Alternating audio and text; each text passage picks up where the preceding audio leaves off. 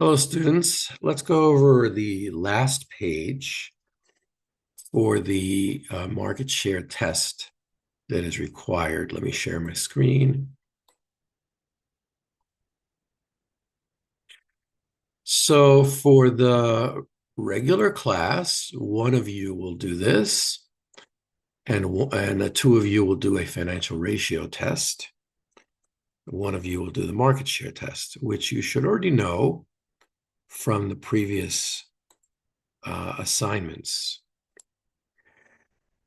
So here is a market share test for Pepsi and or Coke. And you cannot do this Coke or Pepsi, obviously, for the assignment because you would be copying me. So we see here the main brands. And if we add up the top four, we have 84%. It's over 80%. So Pepsi or Coke, any of these guys is an oligopoly. And that's the market share test. This will be in one column for all the students. For the teamwork on the regular live class, there'll be two other columns. The two other students will do financial ratios.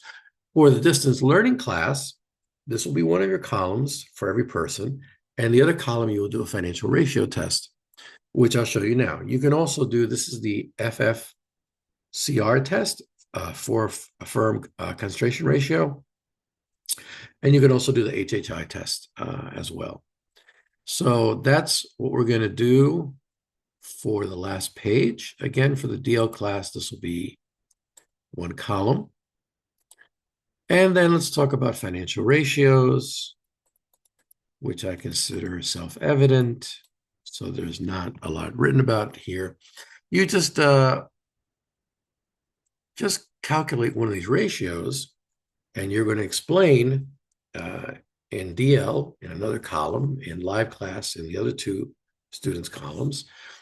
Just pick any ratio and explain how does it relate to that company's market structure or profit margin being high, medium, or low. Okay, how does it explain high, medium, or low? So in terms of how many assets and cash they have, if they have good cash flow, it means they should have a good earnings, right? So high price, good earnings, they're going to have a lot of capital. High price, good earnings are going to have a lot of cash. So these ratios should be high, medium, or low. Profitability, again, should be high, medium, or low based on the market structure. And the price, again, should be high, medium, or low because the price is based on the earnings. So very straightforward, just calculate the ratio. How do we calculate the ratio? Let's go to Yahoo Finance and a Coke, just Yahoo Finance Coke for a Coca-Cola, for example. And we can see here that we have financials. Do you see that there? Financials. So click on financials. And it will eventually react. There we go. That's financials. And we see here it opens up to income statement. So you can use the current income statement or last year. I don't care. This is just an experiment. And then we have the balance sheet. And there's all the balances. So you see these numbers here, debt, what have you. And then again, in the ratio, let's find one with debt in it. Total debt to total equity. Okay, so here is total debt and total equity is here. Okay, so the numbers are right there.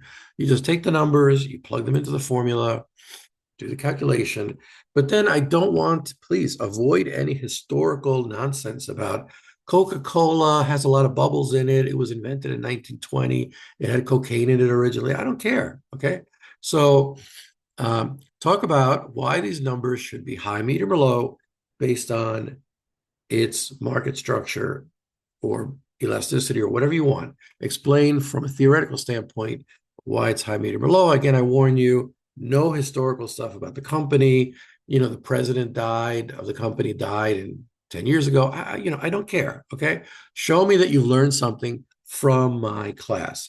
Cut and paste something from Wikipedia or Google or AI and you will fail. Okay. So we're warned. Show me that you've learned something from this class. And these ratios should be in line with the results you have from before. Okay. So that's the last tip. and to make sure you read all the notes and watch all the videos. Thanks.